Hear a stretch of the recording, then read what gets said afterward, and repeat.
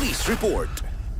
Daghang salamat kinabaga bilit ka pag Rafael Paslakid sa Santa Kinikunong ka mga sabong ngero kiniman nga nabiya sa pagdagan kay nagugdas mga polis agayon nom ginagawa pa kini man nga mironda o kanang game mababarod sa mga sakop sa San Francisco Police Station taga habo sa nagabo sa 8:12 tagna sa auto dito sa may sitio Bugo Barangay Consuelo San Francisco Cebu ang mga nagpan nga sila si alias Win o niya ko na si Guanyos kinapuyo sa may sitio Bugo Barangay Consuelo sa San Francisco Cebu ikaduha mo si alias Mulong sa 17 anyos, nga taga-sitio Timbuan, Barangay Consuelo, San Francisco.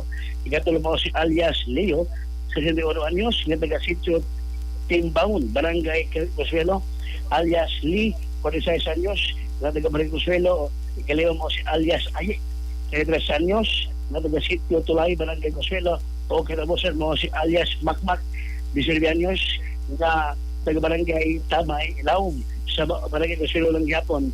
At hindi mo ang pagbalunda sa mga at hindi ang maong tibagyan kumain nga din dawat kinipot ang itong pulis sa Francisco mato nga gironda sa ilang pagtagay sa pagbalunda ito na pilit na kuha ang kanong usak patay nga kaning manok pagtari Bihag na, bihag. ako rin mura mabuto bihag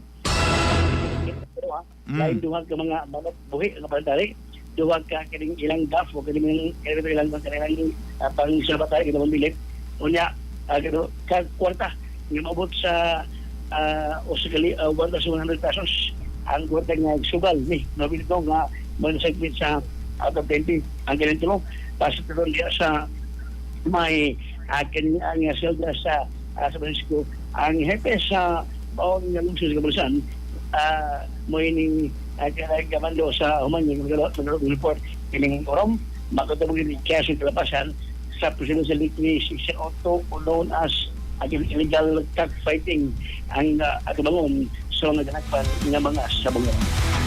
Bawang report ini po sa kining San Francisco Police Station kung pa magkilimod hapon sa magapasunay sa Santo Herbal Oil magandang magkinig sabi na kadulo ng mga panunslamas ihaplas na ang pag-abad ang Santo Herbal Oil kini sa Yastua Incorporated babalik sa mga sagbatika sa lugar. Alas sa kaya sa Pilipino para sa Pilipino sikat na pa. Dapat jit na lisit. Excellent news. Live report.